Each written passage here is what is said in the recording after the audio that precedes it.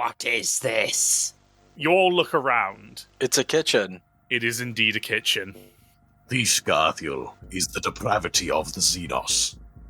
These Kroot, disgusting creatures. Perhaps we should turn and slaughter them all.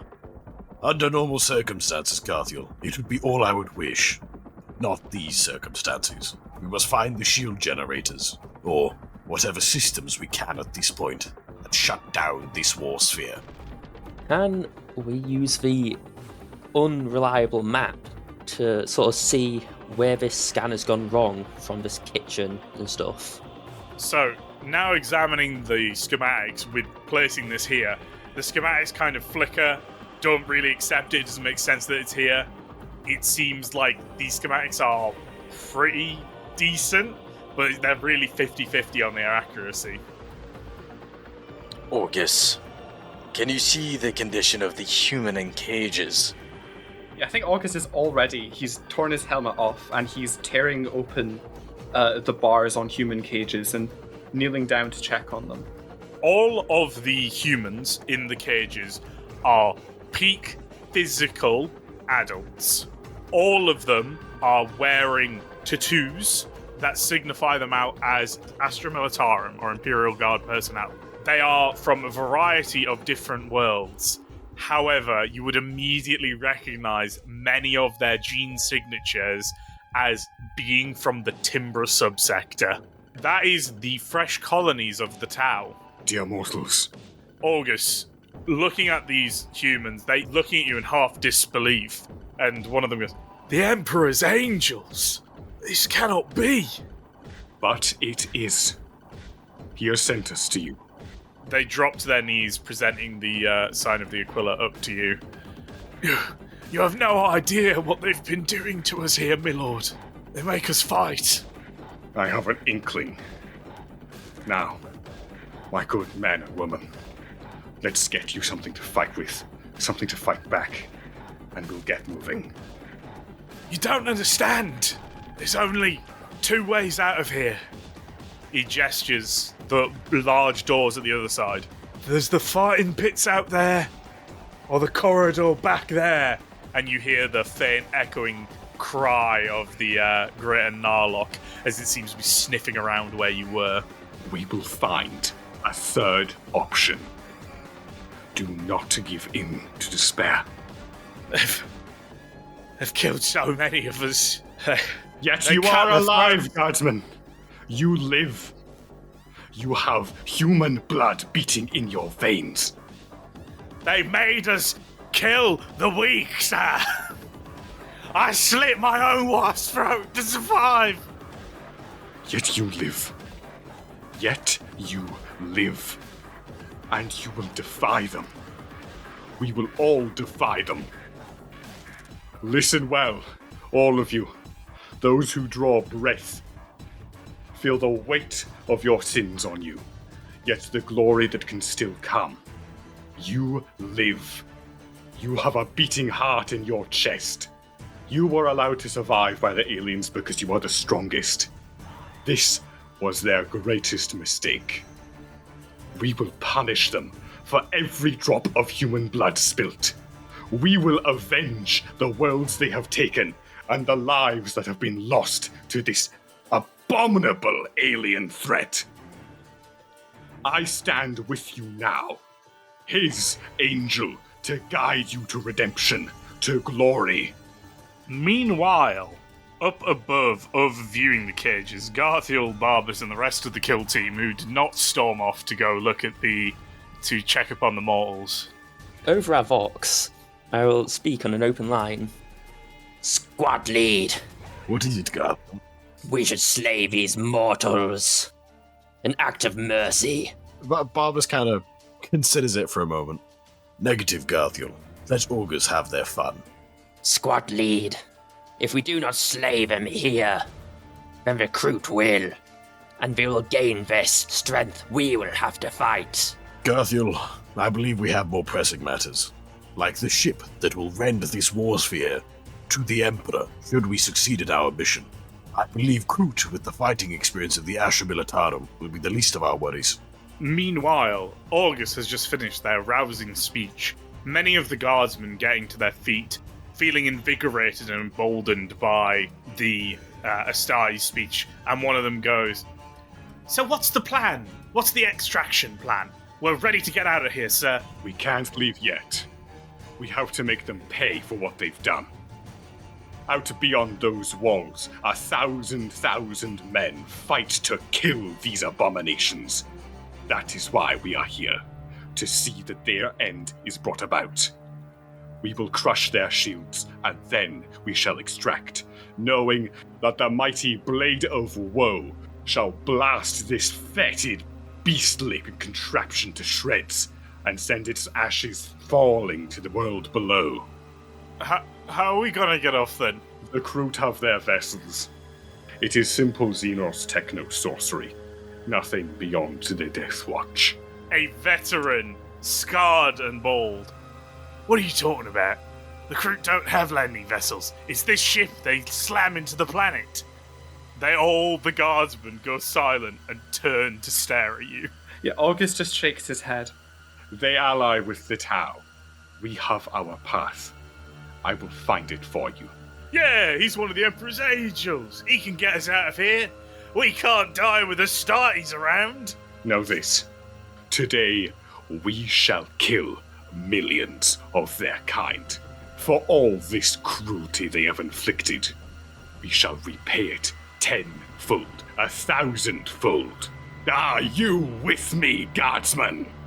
There's a cheering uproar of "yeah!" apart from the scarred veteran who just glares at you. I think August matches his gaze when the crowd isn't looking, when the cheers rise a little bit too loudly and everyone's a bit too jubilant. He matches his gaze with a threatening grimace that doesn't spread from his eyes. The veteran cringes a little bit, failing to hold your gaze, as the guardsmen begin to stampede and head towards the doors to the fighting pits. August will actually approach that veteran, and he will take out his combat knife and hand it to him. The veteran, flinches as you draw your knife, and sort of weighs the heft, and looks up at you and goes, "Never taken an Astartes for a backline hero," and then walks off. August will grab him by the shoulder and whisper very quietly, You all need hope. You need something. I'm going to give you something, guardsman. It will count. It will matter. The guardsman tries to shrug you off. You obviously can hold him if you wish. August will let go. You just kind of hear him grumbling about something because he goes off to die with the others. Meanwhile, back at the squad, you guys have just seen a bunch of guardsmen cheer and rush the doors on the other side of the room. Has August got his helmet back on yet? No, he's going to look up at the rest of the squad and then put his helmet on. As soon as August has helmet back on, Barbs is going to vox over on private one-to-one vox. Because Garthiel will probably say something if he doesn't. Commendable effort, August. I have seen only such rousing speeches within the Ministorum. May you commend their souls to the Emperor. August doesn't respond, he just gives a vox click of affirmation. Over open vox, Garthiel's going to say to August, Would it not have been more efficient to slave him here, August? What is your plan with them? Feed them to the Kroot? Let them get stronger? Hardly wise. They will give us time, Garfield. If we'd killed them here, the Kroot would have eaten their corpses. You begin to hear the chirping and shouting and yelps of Kroot coming from where the roars of the Greater Narlock was, and the familiar snarls of Kroot hounds hot on your tail. Let's get moving. Constantinos, if you wouldn't mind doing some more delaying actions. What did you say? I'm telling Constantinos to weld the door shut again, because they don't have the Narlock to break it down this time. Oh. Oh my god, that's genius. So Alright. giddy. You were so giddy. It's my one good idea for the mission, so I'm going to latch onto it as much as I can and just leave a bunch of welded doors. So, Constantinos is going to go back towards the original door that they used to enter the kitchen. as he's going to make sure that it's shut. Is it made out of wood or is it metal? It's metal with a wooden facade. As Konstantinos is going to begin the process of welding it shut, his head hung lower than usual, seeing basically a horde of prisoners be damned to death, which they already were, but still, the manner of it doesn't sit quite right. As the door finishes up being welded to the wall, Konstantinos is going to stand and turn, looking back at the rest of the party. After a few moments, you begin to hear impacts against the door you have just welded closed, and you hear swearing in Kroot. Konstantinos, using his ability to mimic voices through his cybernetics, as well as his deep understanding of the Kroot language, he's going to yell out back to them. We've already got this side of the kitchen. They've escaped us. Keep on searching. Continue forth. Yeah, they do not believe you at all. As I'm as I say that, I'm motioning to the rest of the party to get going. August, very quickly after everyone started faffing about upstairs, would follow after the guardsman. And he told me to be more patient. August, you are the first to leave the larder, heading into the fighting pits, where you see a massed, pitched battle between the escaping, rioting guardsmen and Kroot, who have descended from the stands with fighting staffs. They are cutting down the guardsmen quickly. You see a large, dome-shaped room. At its base is a sunken, sandy pit, which the guardsmen are flooding into. Raised up around it is tiers of wooden seats behind a row of pointed stakes. Kroot are leaping down, screeching, their fetishes twirling in the wind as they land down in the sand, cutting down unarmed guardsmen by the dozen rapidly. The guardsmen are quickly being obliterated by the Kroot, who were simply hanging around in here. However, one or two guardsmen have managed to pull down a Kroot, wrest the fighting staff from them, and begin using it to great effect against the other Kroot. The sheer numbers of the guardsmen, there is maybe 100 or so of them, against the paltry handful of Kroot that happened to be in this room at the time, has certainly been an aid. And there are 8 doors leading out of this room behind the tiered seats. In all this chaos and all this confusion, you could easily get the kill team to any one of these doors. August will quickly grab photos of the doors, paint them to the squad, and then charge in, lending his axe to the fight.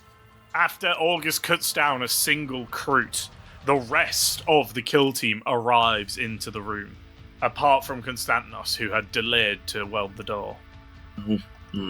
Should we all pick a separate door? Konstantinos, does the faulty schematics say anything that may assist us in this endeavor? Let me check, squad lead. The schematics, they don't even show this portion being a thing on the average. I had hoped the Keeper would have done better than this, but it is all we can ask for. This is a weird little bit of Harold's Devout trivia. Is they are very superstitious bastards and like to look into little signs about things. Very into their karmic balances and all that.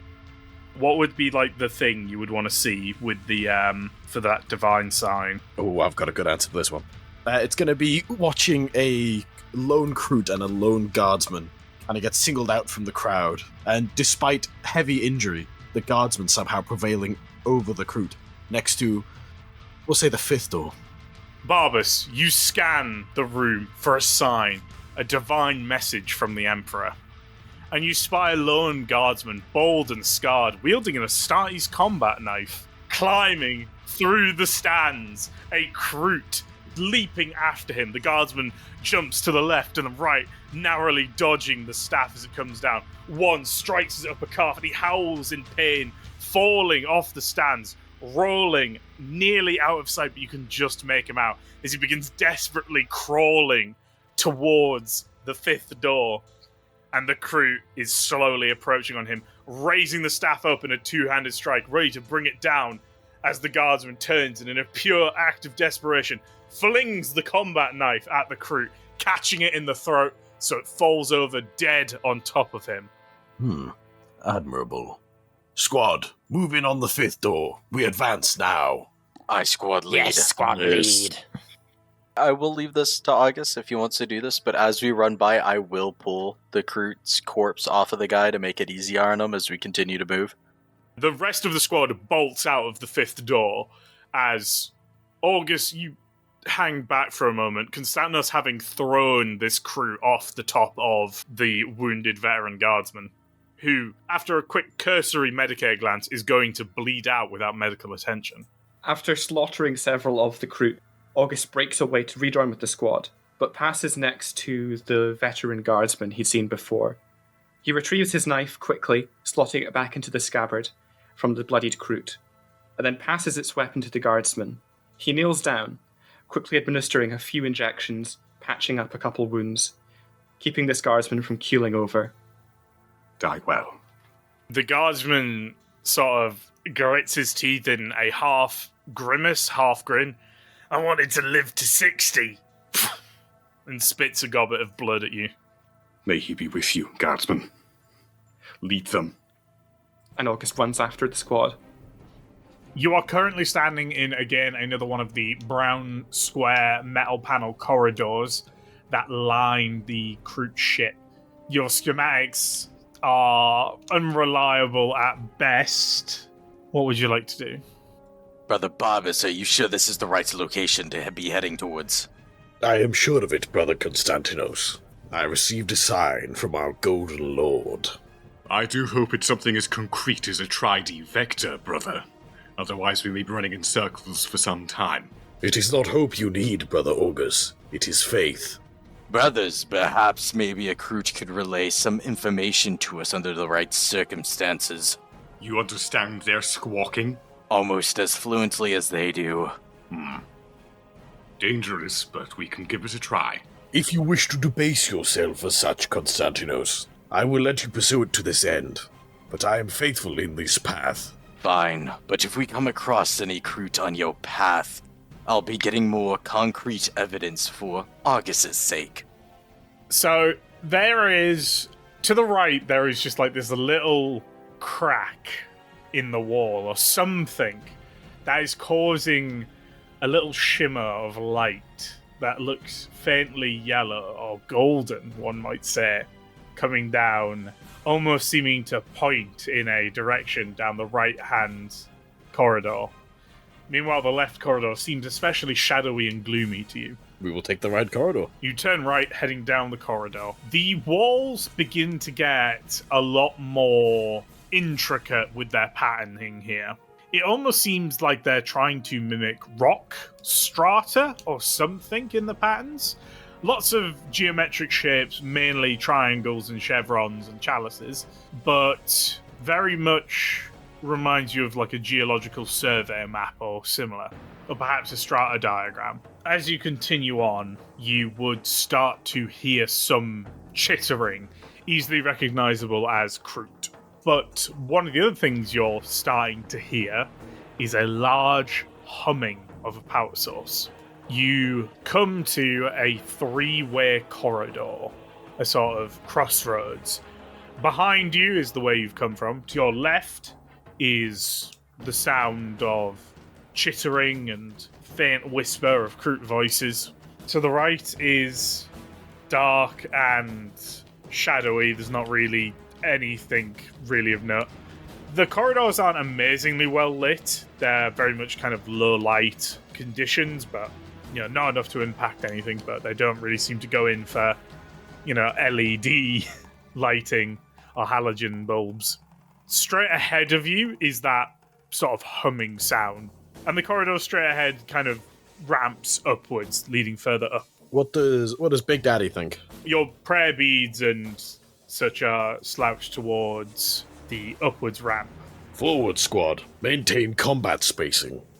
Both figuratively and literally, using the combat spacing squad mode ability. So you head up the ramp, which gets steeper and steeper as you climb, kind of plateauing every now and then for some side doors, but you're heading straight up this thing. And as you do, you come to the peak of the ramp, which now has a straight corridor in front of you. And what you can see is up here, the paneling stops, revealing bundles of cables and wires and glowing electrical technological components. It would seem the Kroot's kind of facade stops here. All around you can see the exposed wires and technological casings on clear display, no longer hidden behind brown metal paneling. But you can also see a corridor to your right that stretches away in a curve, a corridor to your left that stretches away in a curve, seeming to loop round each other into a big circle. And you see ahead a corridor leading to a room containing a large, 4-barreled cylinder-like construct, glowing with blue energy that you would immediately recognize as the shield generator. Bingo. So it would seem. He's gonna kind of clap Constantinos on the back and say, "See, brother? Faith has guided us straight this day. Now move out, squad. Assume tactical positioning and plant those demo charges." As you, give the order, Constantinos is going to move towards where he's going to place his demo charge. Distantly, you can just hear, "Your faith continues to provide, it seems." Before we get ahead of ourselves, we should be alert for Kroot ahead, and take them alive if we can. We'll need their knowledge to figure out a way out of here. Just apprehend them, August, alive. That I shall. And he goes stomping off ahead. Dima, move up with Constantinos to secure the shield generator. He must not be interrupted while he places the demo charges.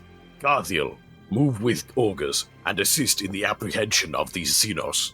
I will maintain position and provide covering fire should it come down to it. Move out. Yes, squad lead.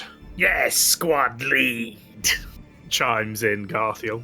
Constantinos already setting up his first one, and as August was basically volunteering to go out and get some captives, and Garthiel was ordered out, he would use their charges as well, and taking the next one offered towards him as he connects them all together to a single charge. And as the last one is hooked up, Constantinos is going to hook the final one up to a chrono, and before setting the time, he's going to turn back to Barbas. Barbas, what is the time that I should set on the timers?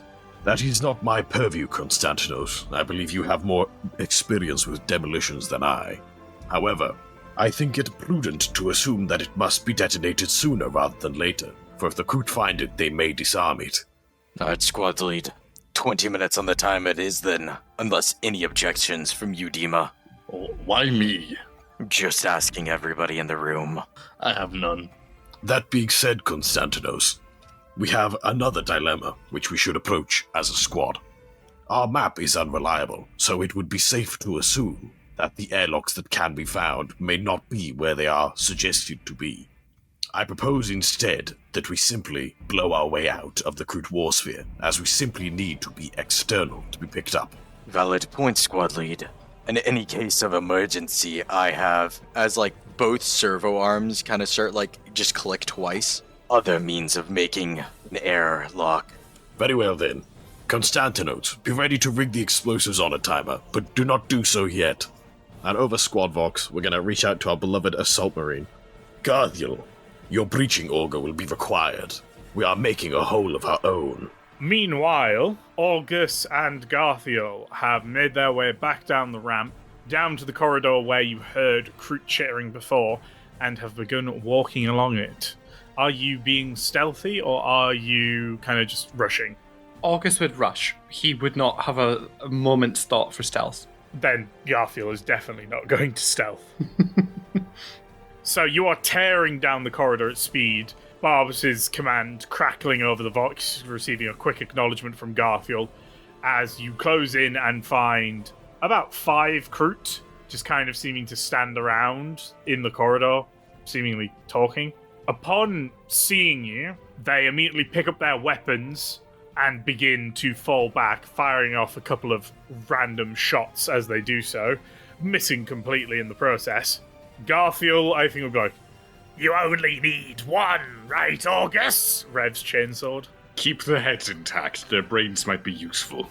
Garthiel will then set about butchering 4 of them with his jump pack blazing as you approach the final Kroot that you intend to take alive. August will simply reach out with what would normally be his shield hand and grasp it by the throat.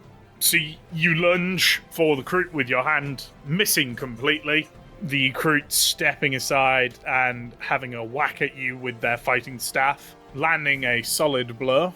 August brings Silam up on its flat to just catch the blade in front of him. Get back here, you slippery vermin! As August lunges again, this time setting the axe to his belt and using both hands to try and wrangle this thing.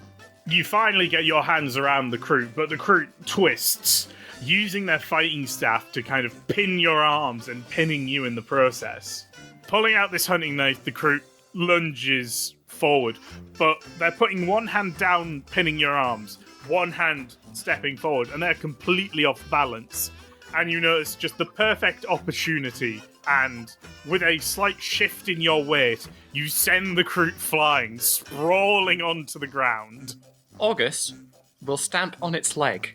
The Kroot nimbly rolls out of the way, springing to its feet, as Garfield has just stood there watching you after having slaughtered the Kroot, chewing on the skull of one of the slain Kroot carnivores.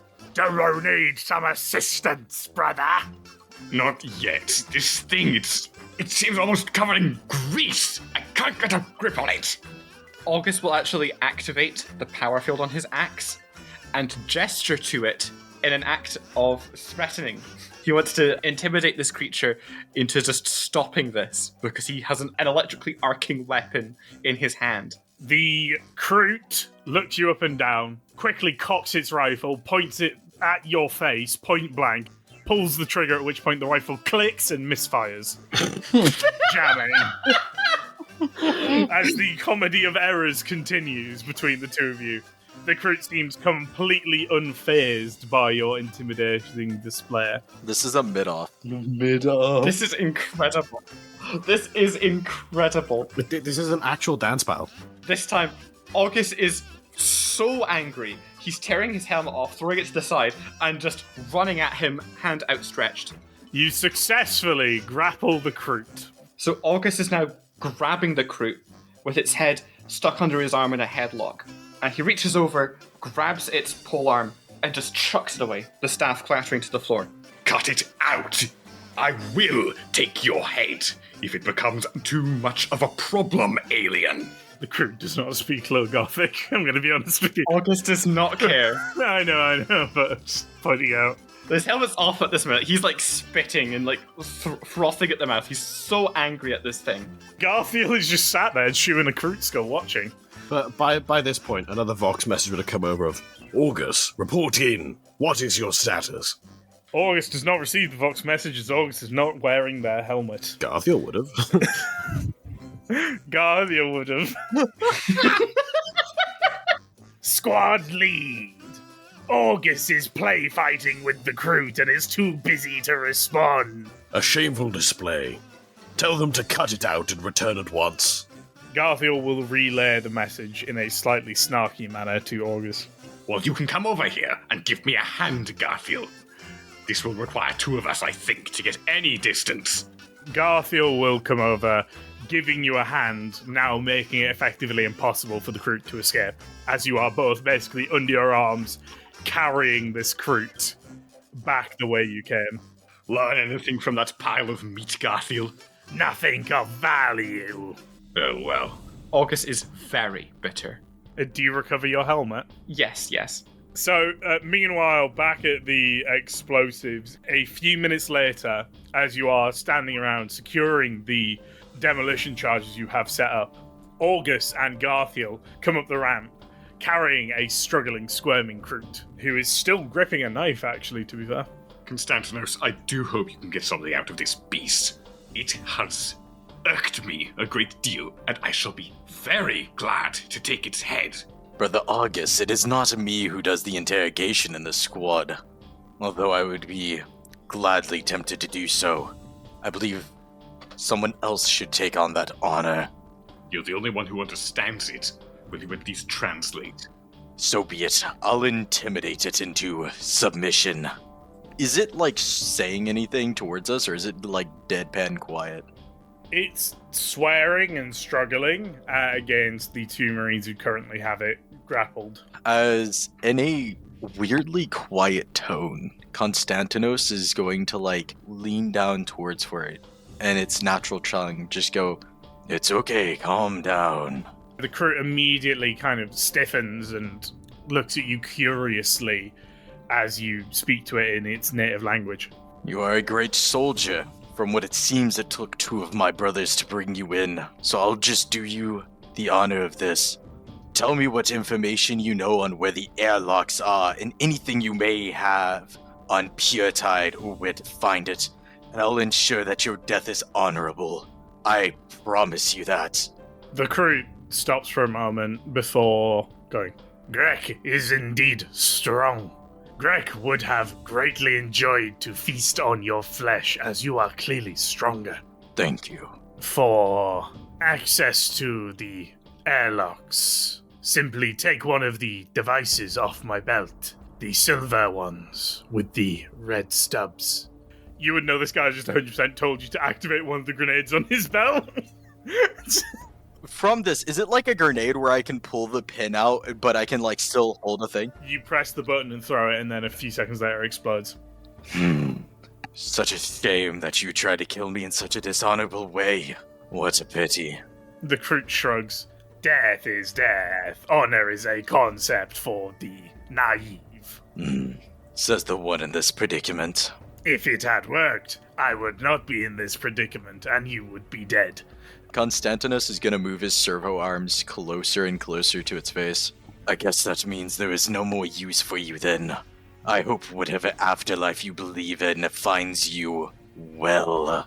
The Kroot stares back at you, completely unfazed, and does the best it can at sort of spitting at you, or whatever the Kroot equivalent is. Having a beak, it can't really properly gob.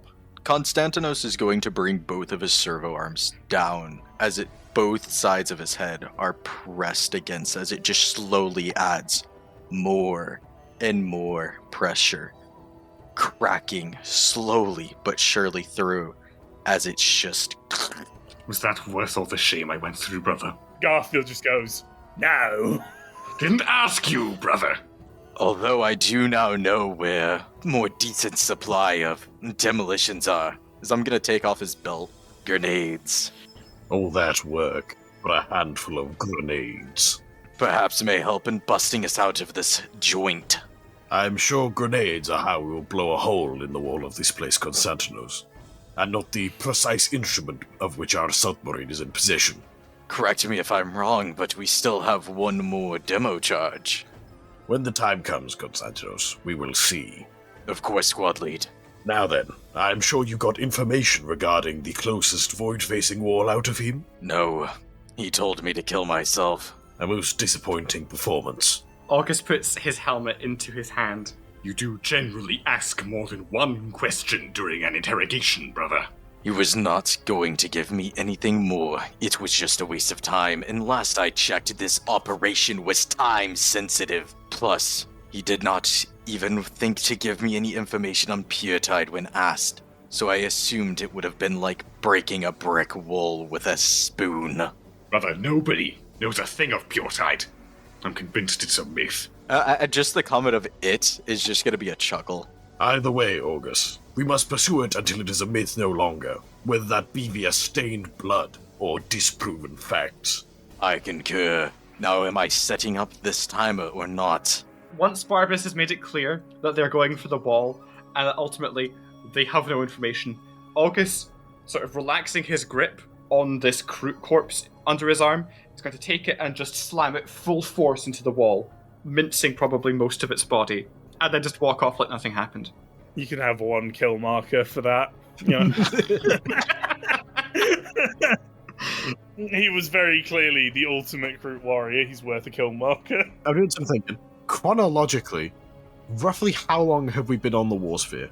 Probably about half an hour. No time at all. Barbas is kind of thinking to himself. He's kind of grumbling a little bit. Be that as it may, squad. The deaths of all these Kroot would be very effective, but I believe we have enough leeway to return and potentially gather some information. It would be remiss to not explore. And at the very thought of this, he kind of shudders a little bit. Every avenue, as he kind of gestures to the minced Kroot body on the floor, which will most definitely have brain matter to be eaten. Garfield will pipe and go, I have already sampled these Kroot. They know very little, even of their own ship. Ah. Thank the Emperor I would not have to have done it myself, for I would force no such thing upon any of you. Let's leave, brother. Alright, would you like a hint in exchange for a twist of fate? What kind of hint? Like, just a hint in general? As in, I can right now give you a hint on how to do one of the bonus objectives. Absolutely. I want renown and XP. There we are, there's 2 twists of fate in the bank. Very good, very good. You are in the technical layer of the Kroot Warsphere. You very much could go and find a computer, hack into it, and access the Kroot databanks. Like, is that something Constantinos could scan for, or are we going to have to actually just pick a direction and start wandering again? Something absolutely Constantinos could scan for. He's like, you could hack in at like nearly any point up here. It's all exposed computing and wiring. You are surrounded by technology, guys. You're surrounded by computers right now. Constantinos, Aye, squad lead. before arming the device, is there any information you could gather from all of these technology, perhaps? I can try, brother. Hopefully it'll be more different than we were in that bulkhead area. As Constantinos will stand heading towards the wires, the tech, all of that stuff. What do you want me to roll? So I'm going to need a Forbidden Law Kroot check, first of all. Yeah. Okay, so immediately looking at the array of Kroot technology in front of you, you once again spy lots of symbols, markings on various parts. And eventually going through, you find a marking that usually indicates in Kroot rituals knowledge or wisdom. And flipping it open, you find something that is akin to an MUI port, but seems to be more for electrical interface. And now, if you would like to make me a tech use check. Is this something I can interface with, like directly? It is, but you don't get your MUI bonus because it is alien technology. SMH. Oh, thank God I didn't need it. Plugging into the Kroot Warsphere, you are going to kind of have this moment where you get bombarded with the sounds and chattering of Kroot before quickly tuning it, and you realize that basically all Kroot data is stored in voice recordings. And quickly scrolling through it, you see there's a bunch of technical reports. It seems that a sort of underclass of Kroot are expected to maintain these technical areas and will do inspections and then leave recordings for the next inspection team in this area. But immediately examining the data, you can see that their entire computer system is unsecured. It's all freely accessible from any port access. Wait, so this means that I could plug in on any information that would be on here about Puretide? The Kroot just have a one solid computer system. You can scan it for anything you want. I'm going for Puretide, baby. So you're just going to search for Puretide? Yeah. Basically, you just scan for the name Puretide through the record banks. Immediately, you access into a Strategium computer where you receive the fleet battle plans, essentially where the Kroot were told to go and where the other Tau fleets are arrayed in the current naval battle happening around you right now over Dal'yth. And, oh boy, is there a name earmarked at the bottom? Puretide. There's just gonna be like an audible gasp for a second. Barbus, you're a genius, I swear. It is by his guidance that we achieve this mission, Constantinos. Of course. Thank you for his faith, brother. I know things about Puretide. And as you say that, suddenly Constantinos begins to spasm, dropping to one knee as your bionics begin to fritz out. And I'm going to spend 2 twists of fate as the port that is plugged into the Kroot wall sears with black lightning that is immediately going to bounce off, striking randomly, striking Garfield in the chest. He's not even here! Immediately causing his armor to shut down. Meanwhile, Konstantinos, you are on one knee, clutching your head in pain as your machine spirit is under assault from 1,000 screaming demonic voices. Oh. What would the rest of the squad like to do? I would like to go secure the tech marine. I'll keep an eye out for any enemies that might approach from, I'm guessing, the noise that made. August will make a medical overview. Yeah, he wants to assess Konstantinos immediately, because that's who he's looking at this particular moment, and that's what his special goggles let him see. So, you're assessing him. Konstantinos' heart rate is severely elevated. The closest you can kind of think of, it's almost like a panic attack. August will also check Garthiel. Garthiel is perfectly fine. His armor, however, is just turned off, and he's now struggling against it, getting very angry inside of it. Meanwhile, Barbus, you have approached Konstantinos as he is having this strange technical malfunction. And as you do so, cables begin to fly off the wall, wrapping themselves around you. Would you like to dodge? Can I just outstrength the cables? Yeah, you can give it a go. This is what I spent all my XP on, baby! Oh yeah! Despite your titanic strength, Barbus, you are immediately bodily picked up off the ground, these cables ensnaring you, wrapping around you as you are slammed into the wall, and the cables begin to constrict around you, pulling you into the machinery, your power armor starting to almost crack and creak under the sheer pressure these cables are able to exert. Ouch! The rest of you, seeing Barbus in the set, can see that this wall of cables and machinery that Konstantinos had plugged into seems to have almost shifted into a snarling demonic face. Can I make a check on that upon seeing that? Yeah, absolutely. What would you like to make a check on? Can I make it, just as a psycho, with my enhanced knowledge of the warp and such, could I just make an intelligence check? No, it would need to be like a Forbidden Law, the Warp, or a Psynescience. Yeah, that's another one. Oh, I can do Psynescience. Okay, we'll do that. Looking at this thing with your third eye, Dima, you immediately see that this is a demonic possession of some kind. It's sort of half physical, half warp. It's right on the edge between real space and the ethereal. It's possessed. Some sort of demonic feedback. I might have surmised, brother. We kill it now! And August will run forwards and slam his axe into the machine. Immediately upon your axe slamming into the machine, the face dissipates, dropping Barbus and Konstantinos regaining his senses. Thrown alive! Konstantinos, are you alright? What happened? Was there something in there? I live, brother. He's gonna take off his helmet and just rip his port out of the MIU, as he's just gonna kind of rub his face from the migraine that he's suffering from. I'm fine, brother August. For what that was, I have the faintest clue besides. Just never mind. I'll come back to you. Cheeky question. Would Barbus have seen the canister be placed, or noticed that, when we were previously there, Constance was freaking out? Or was he too busy getting shot in the spine with a melter gun? You were too busy getting shot in the spine with a melter gun. Yeah, that is entirely reasonable. Konstantinos, I will want to look at you when we're back on the ship. But for now, Barbus, are you alright? And August is going to start doing a medical assessment, checking what's broken. But Barbus is taking a second to kind of catch himself back up, because ouch. His armor's got slight dents where cables been wrapping around and trying to squeeze him to death. I am fine, August. I have been wounded worse before. Konstantinos, what was that? Yes, it was demonic in nature. It will be explained later, brothers, but we have information on Puretide. I'll be seeing the chaplain after this. Yes, do explain it well, for that was no work of the Tau.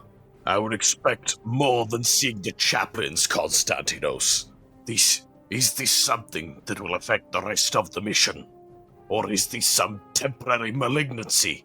Considering the hyper-religious guy has just seen his tech marine freak out, magical black lightning fly across the room, he got slammed into a wall really hard, and then the face curved into a demonic visage.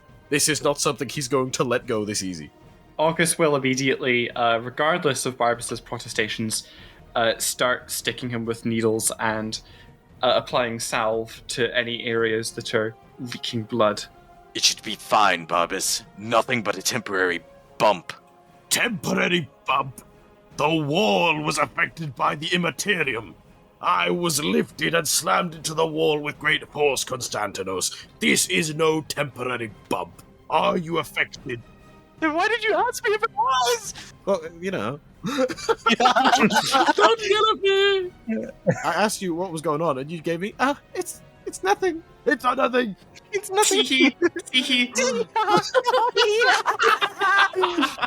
You do not get to gaslight, gatekeep, girl boss your way out of this one, Konstantinos.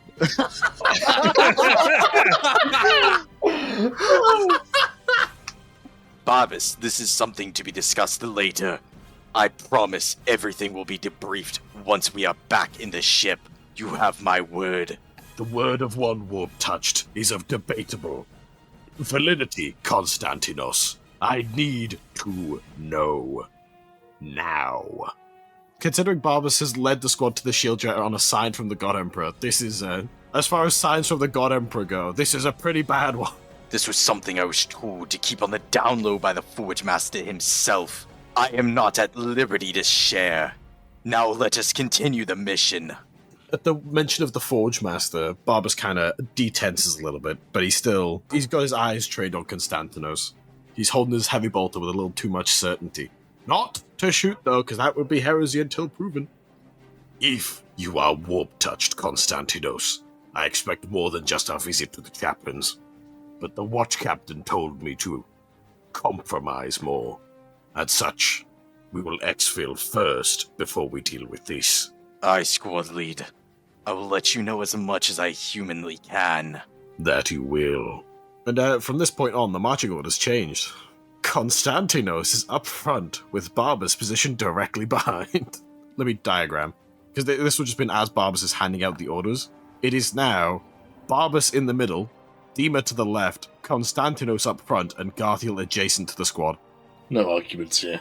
Alright. Are you going to hit the timer on the explosives and begin sprinting towards where you believe the edge of the Warsphere to be? Yep. Garthiel is still on the floor, by the way. His power armor is still deactivated.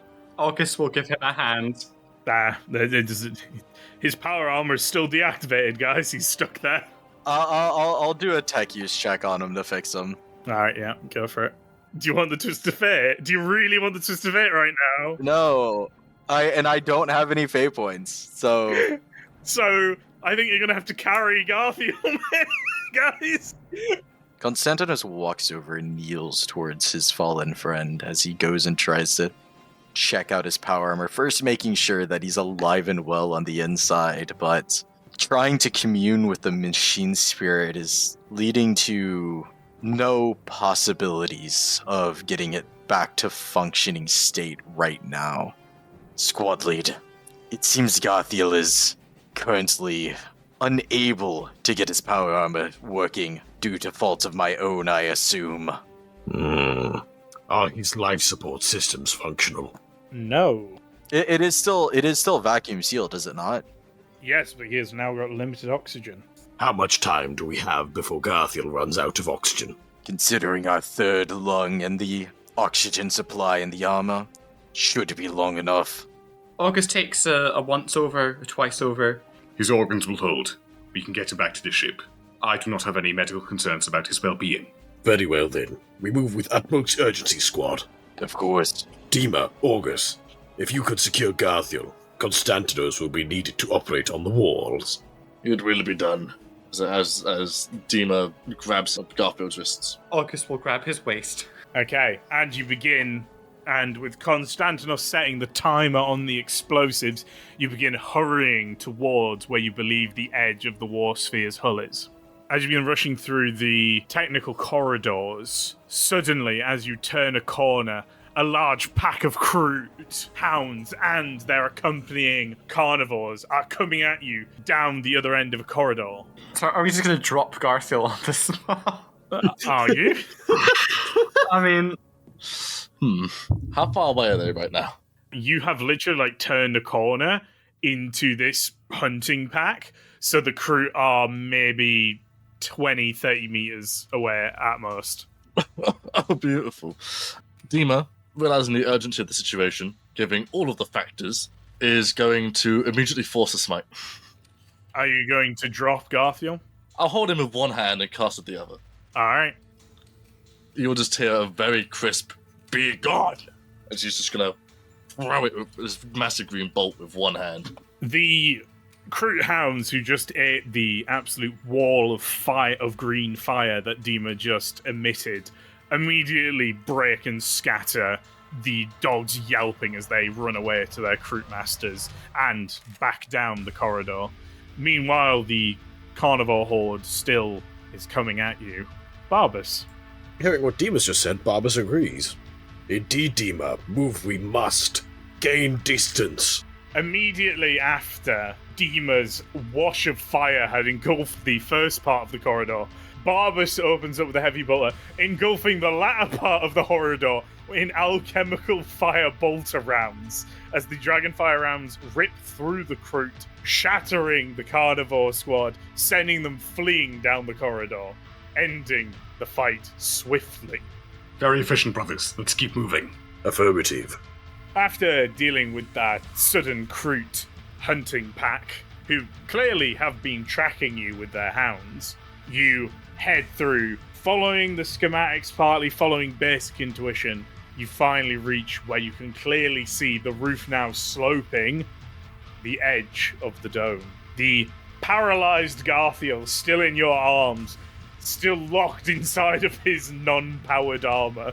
Has he been, trying to say anything this entire time, or can we just not hear him? Yeah, absolutely, he's been in there raging, but he is, despite all his rage, he's still just a rat in a cage. August will take his helmet off before we start doing this so he can get a top up on air.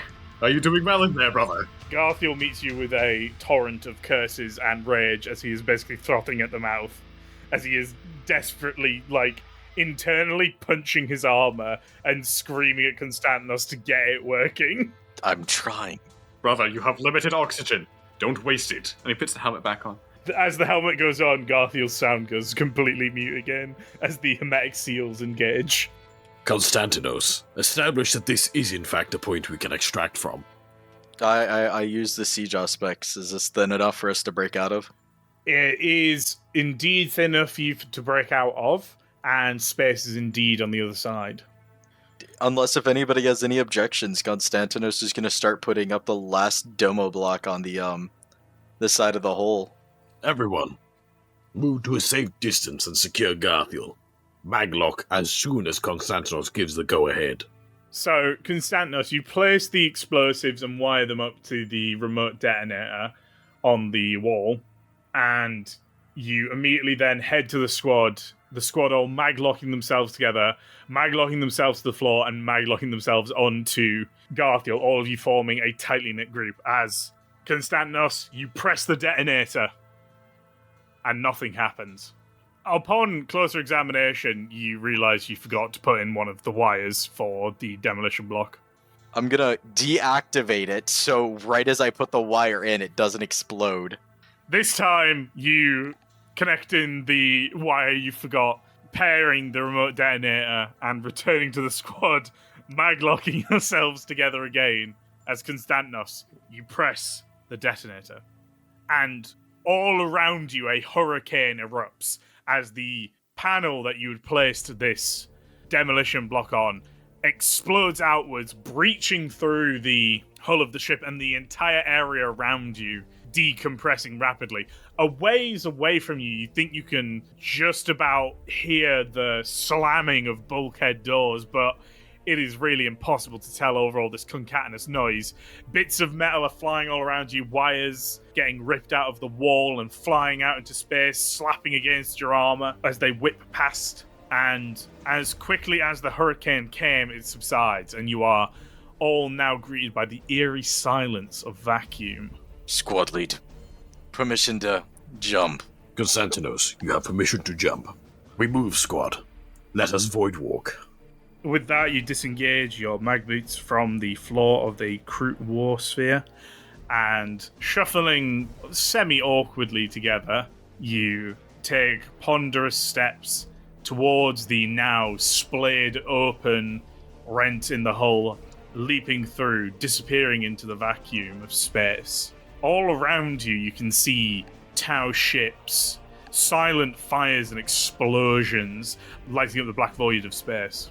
Beams of blue, red, and white-hot energy crisscrossing the stars as the Imperial fleet engages the Tau fleet above the blue crystalline planet of Dal'yth. You can see thousands of ancient, venerable ships burning in space, their atmospheres vented to the void as fires consume all the oxygen around them before suddenly being snuffed out. Meanwhile, to your left, you see the Kroot spheres, several already rent with detonations, as around them streaking blue torpedoes crisscross, banking around like fighters, heading towards Imperial ships. Though, towering over you is this gigantic battleship, the Blade of Woe, its macro cannons blazing as it opens up on the Kroot Warsphere you have just disembarked from, immediately covering it in blinding white explosions as the Blade of Woe is punching through these 4 Kroot Warspheres. Behind it is an array of battleships, all of Astartes class, punching through to the Tau torpedo ships behind. Would you like to establish Vox communication with the Lance of Penance? Beautiful, isn't it, brothers? As I would like to, yeah. After a few moments, your Vox signal is returned with a affirmative signal and shortly after that, you are recovered from the void by Gracchus and his Corvus Blackstar and taken back to the Lance of Penance. The naval battle over Dal'yth won by the skin of the Imperium's teeth. The Crusade fleet is in shambles, and this will mark the last major naval conflict of the Damocles Crusade. The Corvus Blackstar touches down on the hangar bay of the Lance of Penance, and you all disembark, heading towards the armory to return your requisitioned gear. A few other kill teams are disembarking around you at the same time. You will catch a glimpse of an Imperial Fist Devastator who seems to have borne some large blast on their pauldron, scarred in black ash, as you are walking through, and then the kill teams all dissipate out, heading in different directions. The squad is de-arming in the armory. The whole squad is there. Garthiel's armor has now been reactivated. And Barbus, what would you like to do? Constantinos, with me. Are we heading to the Forge Master, brother? We are not. You are being taken to the chaplains. I must insist the Forge Master first, but if it will lessen your suspicions, I will follow your lead. Your insistence upon redirection has been noted, Constantinos, and will also be brought up to the chaplains. Now move. The pair of you head through the corridors of the Lance of Penance, still in your power armor, helmets off, and arrive at the Reclusium, where immediately you request to see Chaplain Orla, only to be told by one of his serfs that he is otherwise engaged. Would you like to wait, or do you want to go see the Forge Master? Is Watch Captain Varbrus available? The location of the Watch Captain is a secret at all times. Well, I mean, is he available? Like, can I get on the horn on the Lance of Penance, be like, yo, where you at? So what you can do is you can send a Vox message request to his adjutant serf, who will let you know if he is available. He's basically his secretary. Okay, I've got 2 lines of thinking here. Number 1, Barbus has never once met the Forge Master, and would assume, make it to that position, you've seen quite a bit.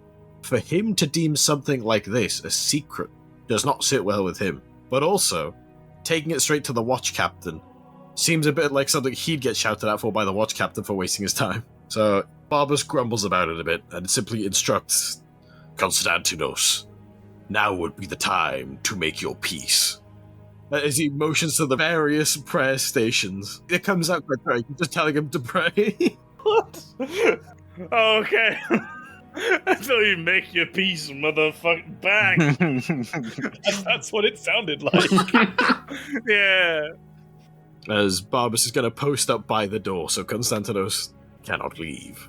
Confused on his insistence to not go to the Forge Master, the other person Konstantinos has quite literally said knows the most about this. You know, that person, Konstantinos is just gonna sit there and pray to the God Emperor. Meanwhile, Chaplain Orla is on board the Lance of Penance, but he is down in the isolation chambers of the Lance of Penance. These rooms are small, private meditation chambers, sometimes used as holding cells for malign entities that the Deathwatch has to deal with. They have a variety of uses, none of them particularly pleasant. The last that we saw them was when Dima was impaled on iron spikes inside of one during his warp transit through the Damocles Gulf. But now, stripped of his armor, resides Sala within one. What does Sala wear, as in, like, you've been, like, stripped? Are you just in a loincloth, or? He's freeballing it. As in literally naked? That is what freeballing it means. Okay. The room has been given over to you for enforced meditation, so please describe to me what Sala would have brought in here to meditate, and what he would have done to this small sort of cubicle to make it fit for purpose. Going alongside with the effort of being entirely nude, the cubicle is entirely barren. There is nothing in here. In fact, the only thing Sala has attempted to do to alter the cubicle to make it more fit for his meditations is to raise the internal temperature of the room to a scorching degree. So it's kind of like a sauna in there. And how are you meditating? You sort of just kneeling there? Are you like kind of in prayer? Dead center of the room, on his knees, hands also on his knees, just sort of sat firmly as a pillar in the center of this space. And with that, the doors to your chamber spring open, a cold breeze rushing in as the rest of the isolation chamber is phenomenally cold. And stepping into the room, into the dim light, you can see the familiar figure that is Chaplain Orla of the Firehawks. Brother Chaplain, your presence honors me. I wish I could say the same, Brother Sala. And he gives a slight bow, the sort of dim light gleaming off his bow and faceplate. I believe you know why I have been sent to you. It's funny, brother. The cynical and hopeful part of me says the same. You are here because you have faith. An apt summary. The chaplain steps forward, putting his hands behind his back, folding them. Our watch captain comes from an almost different age, Sala. He is disconnected from the time we currently find ourselves in. He is disconnected from faith, and as such, I believe this is the source of misunderstanding or tension between you. But yes, you are right. I have faith in our flaming lord who soars above, in the god emperor of mankind. Tell me, Brother Chaplain, does the Emperor's light still grace those who can no longer feel its warmth? Indeed it does. We Firehawks view it as our duty to bring that warming light back to those who can no longer feel it. It is perhaps that testament of our philosophy that drove me so keenly to become a chaplain. I wish not to be disrespectful about my superior, Brother Chaplain, but I would ask permission to speak freely. Permission granted, brother. The watch captain walks a path without the Emperor in his heart. Tell me, Brother Chaplain, how do I silence the storm within and follow his will, knowing he is without faith, knowing he is without the Emperor? How can I follow? How can you follow someone so... And Sal's going to stand up, and all the sweat that's accumulated on him is just going to sort of flush off because he gets up so quickly. How do you follow someone so lost? The watch captain is not lost, Sala. While you are right, while he walks without the fire of the Emperor filling his heart, he does not walk out of the Emperor's light. He serves the Imperium, as do you, as is all of our duty.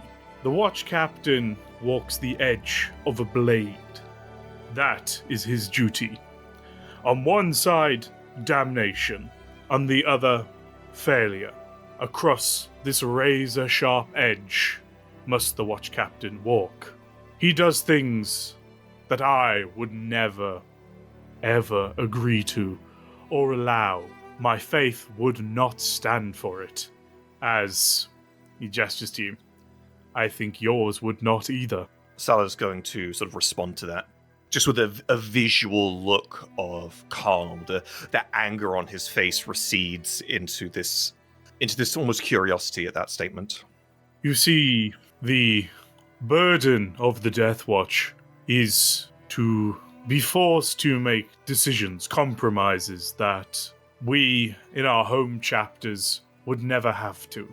Our Watch Captain has treated with Xenos and struck deals in the dark. Abhorrent, yes? But a necessity for the survival of humanity. That is his decision to make. That is his duty. What is your duty here, Salah? It does not matter where I am, Brother Orla. My duty is to the Master of Mankind. My duty is to the God Emperor. True, but non-specific. Clarity, vision, and a singular focus are part of your duty to the Emperor of Mankind. So I will ask again, what is your duty? Salah takes a big breath and he sighs. My duty is to serve the Deathwatch. My duty is to endure the long vigil in his name. Orla shakes his head sadly. There is something weighing on you, Salah. There is a sadness, a burden in your heart that is not of the Deathwatch's making, but of yours. There is something, a wound there, an imbalance. I will not ask you to share it, for you and I are practically strangers. But this is the nature of the Watch. Your duty here, Salah, is to be the greatest you can be. It is to become the pinnacle, to strive for perfection. Salah's going to step forward as the chaplain says this and get not like uncomfortably close to him, but a bit closer to him, and he's going to say, How could I possibly be the best I can be when I can't fix my shame here? And then Salah's going to just sort of step back, realizing he said something he didn't want to say. The chaplain kind of steps forward, placing a hand on your shoulder very reassuringly, the cold ceramite sticking to your skin, and he's going to reach up and disengage his helmet, revealing a tanned, dark brown face with sunken blue eyes and a crop of dirty blonde hair. A large scar runs across his mouth, practically mimicking the sort of skull mask he has. This is what I believe is truly weighing on you, brother. That is why you have been denied action. We are worried for you. Too many brothers come here isolated from their chapter, unfinished business, and they get themselves killed, and then you will never fix what is broken. And he taps your chest with his other hand. I spent so long thinking, so many months in the reclusium, in the barracks, thinking I missed my brothers, and I missed my home. Well, I'll admit freely, the sands of Musken call to me. That is not it. I erred, and I have not been given the opportunity to correct that error, and I never will. All I can hope to do now, all I want to do now, is die with honor. Is that so wrong, Orla? To die with honor? No, but it is not your place to decide where and when. That is the Emperor's choice alone. And the Emperor has sent you here, brother, under the orders of our watch captain. There is always a purpose, a plan. You must simply trust when you cannot see the way. As Orla says the Emperor, the word the Emperor, the first time in that sentence, Sala's eyes widen, and the tenseness in his shoulders and arms seems to fall away a little bit. He doesn't seem happy, but he doesn't seem quite so bound to his own anger anymore, visually speaking. I understand, Brother Orla, but I must be honest with you. Not only am I unworthy of Ignis Renatus, the sword reforged from my own blade, but even if I were worthy of it, I have no pride left in it. I will not wade into the deserts of war with that sword in my hand. Forsake Ignis Renatus if you must. We all have our own path to wander. It will be kept safe, should you ever wish to pick it up again. But do not seek death, Sala. There is much to be done in the Emperor's service. There is few capable of doing it, and whatever pain, whatever has been done in your chapter, here is a chance for repentance, for glory, to serve the Emperor as no one else can, to rise above as one in 1,000 Astartes, as the pinnacle of the blade, as a member of the Deathwatch. Your words cut true, Brother Orla. It is good to stand beside a man of such faith. I promise, I will no longer seek death nor censure. I will strike with purpose. I'm not sure, however, if the sands will permit me to abandon this feeling of coarseness within me, but I will not leap so willingly into the jaws of death. That is good. For while you have been in here, the war effort outside has spoiled deeply. Come, you must get armored. We are to make planetfall within the hour. By your lead, brother. And Sala will do the standard Astartes salute and follow the chaplain. The chaplain will redon his helmet, his skull mask, acknowledge your salute, and return it with a sort of slightly modified one that invokes the Imperial Eagle as he does it, and beckons for you to leave the isolation chamber. Hey, Barbarous here, coming at you once again from the Void. Thank you so much for watching this latest episode. Make sure to like and subscribe, and don't forget to share your favourite moment from this episode down in the comments, or on the Discord. We're making these episodes as fast as they can, but they do take a lot of effort to put together. If you'd like to help out in making them, please do considering supporting us on Patreon. Scrolling past me are the current patrons, without who we wouldn't be able to make this show. So thank you all so much, you mean the world to me. If you'd like to support the channel but can't afford to donate monthly, I have a Ko-fi for one-off donations. As well, we have merch now. We have a cute little frog shirt. Link to that is down in the description as well. Don't worry if you can't afford to support at all. Watching, sharing, and being a part of the community is a big help too. Engagement is everything these days on YouTube. If you'd like to see more from yours truly, I stream on Twitch every Tuesday at 6 PM GMT, along with the occasional Friday and Saturday streams where I stream the Forces of Zalfaron. It's a great way for me to interact with all of you lovely people, all you lovely watchers, so I hope to see you there. Don't forget to join our Discord. We have a community campaign, so you too can play Deathwatch. New players are more than welcome. You can also get stream notifications, video notifications. It really is the best way to keep up to snuff on everything we're doing here at Twist of Fate. Once again, links to everything we just mentioned are down in the description below. And until next time, Suffer not the alien to live.